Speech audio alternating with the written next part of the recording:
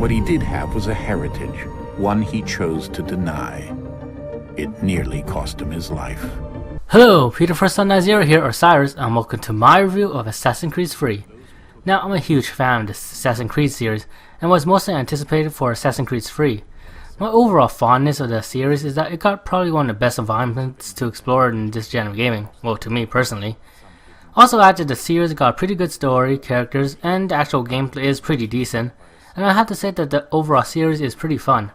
I could probably just do a quick recap for my overall experience with the series. Assassin's Creed 1 had a pretty good story, great environments to explore, and the combat was probably more engaging than Assassin's Creed 2 and its sequels because, well, there was some sort of difficulty in it. But it did suffer from repetitive mission structure. Well, the mission leading up to the assassination missions. But I have to say that Assassin's Creed 1 still probably got the best assassination missions in the series. Assassin's Creed Bloodline was okay. It was basically a watered down version of Assassin's Creed, and the control was a bit clunky. Oh yeah, I didn't play the DS Assassin's Creed game.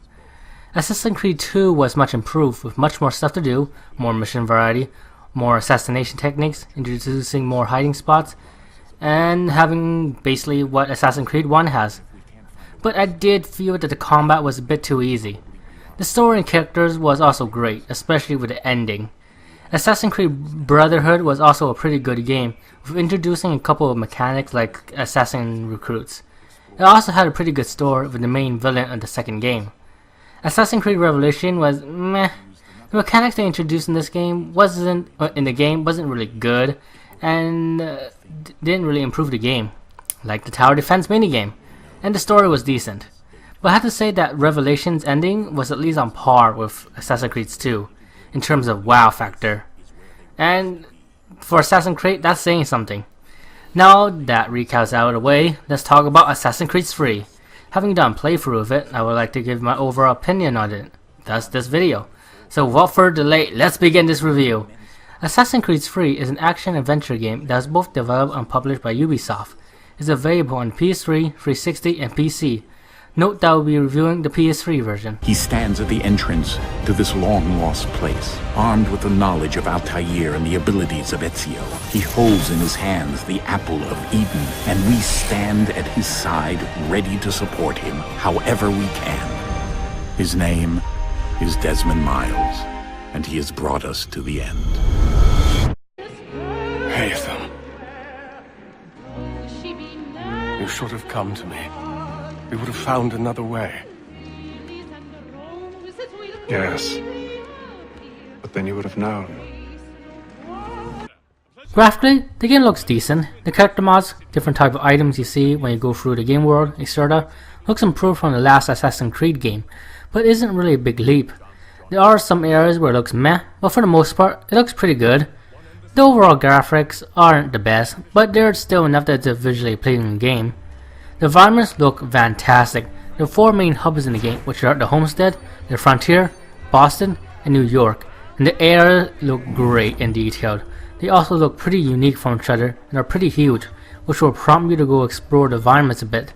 Heck, I sometimes don't use the fast travel function that the game has, just because I want to explore the environments more. Story-wise, there are 2 stories to follow along like all the other games.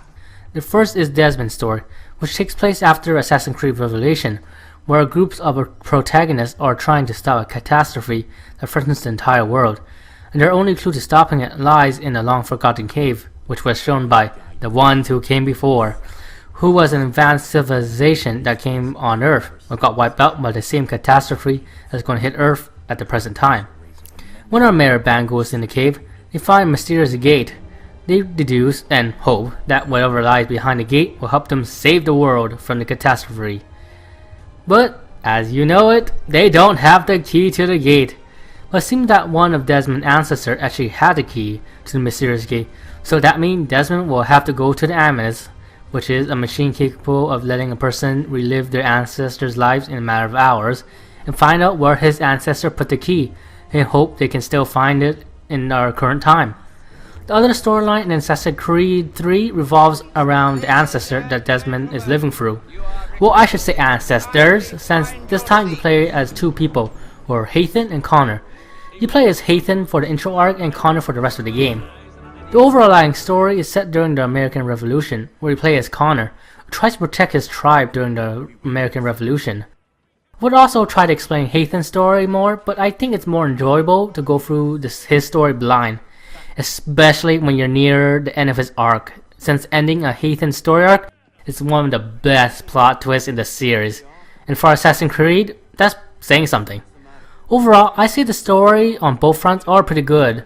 The story was engaging and it was interesting playing as Connor, as you get to see all these different events that happened during the American Revolution, and seeing the dynamic between Connor and Hathan, since you do meet Hathan again while you're playing as Connor, really kept me interested playing through the game.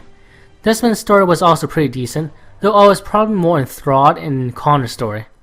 But I do feel that ending parts of both stories got a bit weak, most notably in the actual ending of the game, and the last two assassination missions in Connor's story. For Connor, I just felt that the last two assassination targets should have been switched, since the last assassination target wasn't really that interesting of a character to me, and the one before him just had better chemistry with Connor overall.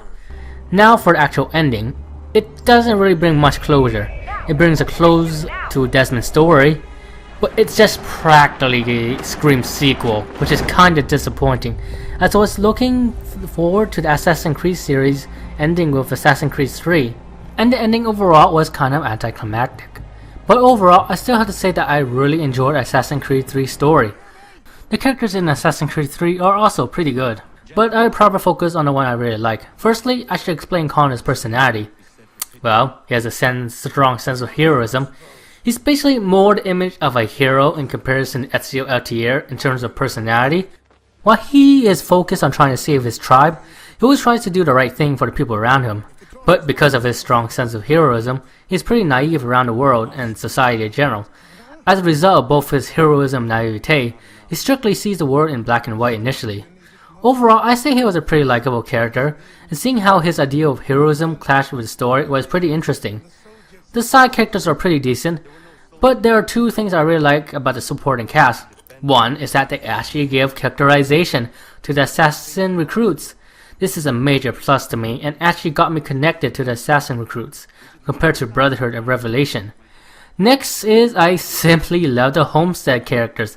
Each of the characters you get for the Homestead missions were very likable, got decent backstory, and just seeing how these characters come together and try to build a town was just compelling to me. And the strange thing is, these can be seen as filler characters. So overall, the characters are pretty good. Oh yeah, and Achilles is a great character, especially for this cutscene. Then don't. But first, return the robe and the blade and the darts and all of the years of training and knowledge I have bestowed upon you. Return these and then your words may have some merit. The soundtrack is great, part of the series, and the voice acting is good for the most part. Though I have to say that I love Hathan's voice in this game. Overall, the presentation is pretty good with the story, characters, and environments, even though I did find the ending a bit disappointing.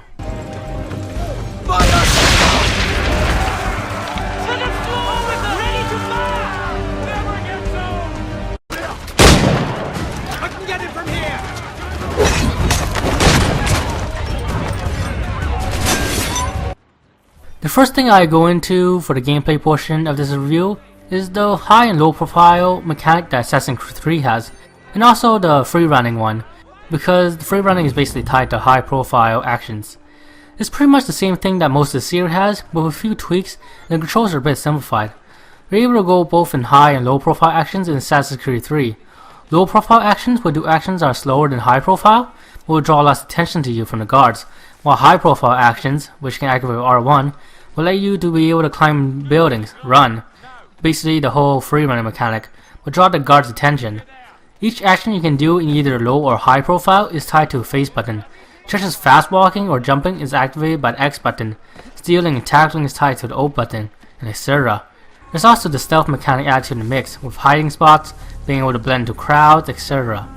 Assassin's Creed 3 adds the ability to be able to hide in high grass, being able to look into corners, and the ability where you're able to climb trees, which makes the whole free running mechanic tons of fun. And the overall free running mechanic in Assassin's Creed 3 is also improved, with the animations getting upgraded, well, most of them anyway, which really makes the free running overall in Assassin's Creed 3 possibly the best in the series. And note that both high and low profile mechanic is tied to notoriety meter, which is basically a meter that determines if guards are going to attack you on sight. The notoriety meter is basically at the bottom, just below the minimap. Overall, Assassin's Creed 3 high and low profile action mechanic is great. As most of the mechanics that Assassin's Creed 2 has a few mechanics of its own and makes it very fun. The free running mechanic also is great and makes exploring around the areas of Assassin's Creed 3 tons of fun. The animations are also improved, which really improves the free running mechanic, making it the best in the series. There are a few issues with the controls since they are pretty simplified, but for the most part they work, and got to enjoy being able to fast walk without stealing people's purses like in Assassin's Creed 2. The next thing I go into is the actual combat system in Assassin's Creed 3. Like with high and low profile actions in combat are tied to a face button, square to attack, X to break defense, O to counter, and triangle to use your ranged weapon. Assassin's 3 also adds double counter, which activates when you counter two enemies that are attacking you at the exact same time, along with being able to use enemy soldiers as human shields when a group of them try to shoot you with their rifles, which I have to admit feels really good to do. The combat is also tougher than Assassin's Creed 2, as you can't block like in other games, and there are special type of enemies that you have to be aware of, since attacking them the same way as the grunts might get you killed, such as you having to break the defense of the grenader before being able to attack him with your standard attack. The counter system is also more cinematic, which makes it very fun to watch. The shooting mechanic is decent, and aiming works when you activate it with L1. There are a variety of weapons you can use in combat, such as pistols, swords, hatchet, rope dart, which is a pretty cool weapon, and etc., which have their own unique animations when you use them in battle. Overall, the combat is pretty fun. The combat isn't really all that deep, but still engaging with different type of enemies that you encounter, along with the different weapons you can use, like the rope dart, and the overall combat being more cinematic, like the double counter kills. I can't get enough of seeing the double counter kills, it's really that awesome. Assassin's Creed 3 probably has my favorite combat in the series. Next thing I go into is the mission structure, which is pretty important in a free roaming game. The mission structure in Assassin's Creed 3 is pretty good, as there's lots of variety to be had in them, such as liberation missions, delivery missions, assassination missions, homestead missions, etc.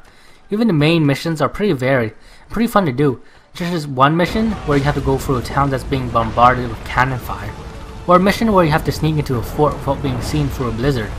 Assassin's Creed 3 also has the full sync mechanic from Brotherhood, which means you can do optional objectives which can make the game more fun and tougher. There's also a bonus you can obtain for full syncing every mission. Exploration wise, it's great with the amount of missions you can do throughout the 4 main hubs, which means you'll be exploring the town, exploring the sites where you're doing the missions, and with the different types of cities you'll be exploring being pretty unique from each other. Next thing I go into is basically the homestead. Like Assassin's Creed 2, Connor has a main headquarters which can get income, though it's a bit different. Unlike Assassin's Creed 2, you don't simply use money to upgrade your facilities. Well, there's not really a facility per se, but artisans you need to have in order for them to create items, so you can trade the items with other shops in New York or Boston, which will earn you your income. You can get artisans by doing certain missions throughout the 4 hubs. Once you have the artisans, you're able to get them to create certain items for materials you have, or get the artisans to gather the materials for you and create another item from your other materials, which you can then use to trade with other merchants around Boston and New York in order to get major income. You can also skin animal you kill along the way and sell it first, which you probably have to do anyway, since Connor gets desynced if you don't skin every animal you slay. You can also upgrade the artisan's level by doing missions for them, which will enable them to create higher level items or gather more materials. Overall, I think the homestead mechanic is pretty well implemented, that flows well with the overall setting, and the mechanic itself is a pretty good way to making money. The homestead character is also very charmed, which is a plus. Next thing I go into is the minigame. Most of them are decent with games like checkers, though the AI can be pretty brutal. But one minigame that stands out to me is the ship minigame.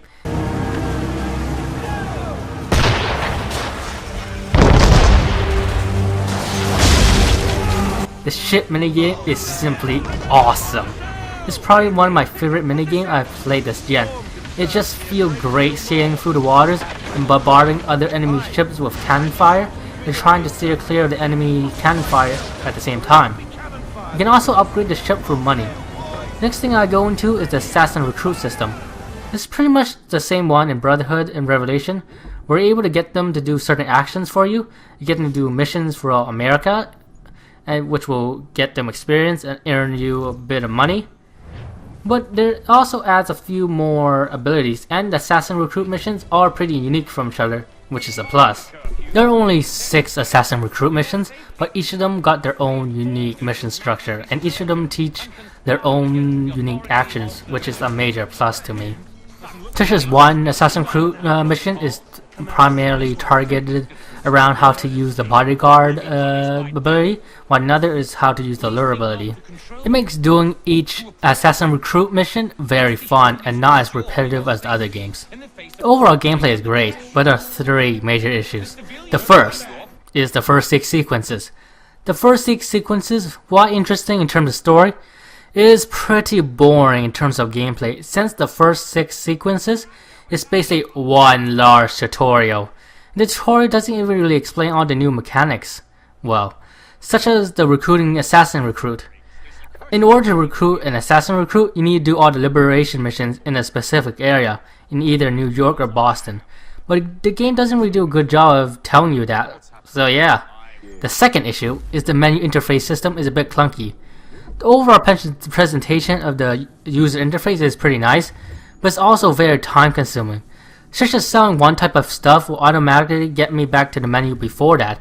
I have to go to the sell option again and sell what type of item I want. It's very time consuming. The third issue is the glitches. There are a good amount of glitches that hampers the experience, such as my weapon suddenly disappearing all of a sudden when I completed a mission. And there's a good amount of graphical glitches. Games or mills. Why are they doing this? Near as I can tell, the barrels serve. Next thing I go into is the online portion of the game, which I go briefly since this review is already pretty long. Anyway, the overall online is basically a game of cat and mouse, basically. You basically try to kill your target before another assassin try to kill you. And it's tons of fun with trying to figure out who your target is and trying to not get killed by the person targeting you. It's just so satisfying to go to first place, especially with the game rewarding you to be stealthy. There's also a Wolfpack mode, which basically get you in a group and try to get as many points as you can. Overall, I found the multiplayer to be very fun. Oh yeah, almost forgot about the quick-time events in this game. There are quick-time events when you're dealing with wildlife like bears or wolves when they're attacking, and if you don't press the button in time, they'll attack you. It really hurts. But still, the quick-time events aren't really that hard. They're just really surprising when you first go through them, but they get pretty easy when you do more of them. So yeah. Likewise, Assassin's Creed 3 took me around 25 to 30 hours to complete the game. Difficulty-wise, even though it is tougher than Assassin's Creed 2, Assassin's Creed 3 is still a pretty easy game. Overall, the gameplay is pretty good, but it's hampered by certain stuff like the long tutorial glitches.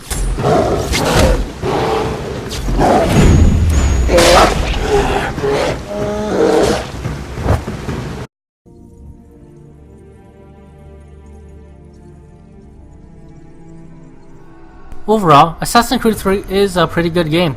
It has good presentation with the overall visuals, setting, story, characters, and the environments look simply fantastic. The gameplay is also pretty good with the free roaming via the free run mechanic, the high-low profile actions, and the great exploration. The combat being engaging, and the homestand mechanic being well implemented. The assassin recruit from Assassin's Creed Brotherhood and Assassin's Creed Revelation being improved, and the minigame being very fun, especially the ship minigame. But there are major issues with it, such as how the ending of the story feels a bit lacking, how the first 6 sequences are basically a long tutorial, how the user interface is clunky, and the glitches to the game. But overall, I still had a good time with it, even with the issues. I personally give this game an 8 out of 10. A game that's tons of fun, but takes quite a bit of time to get there.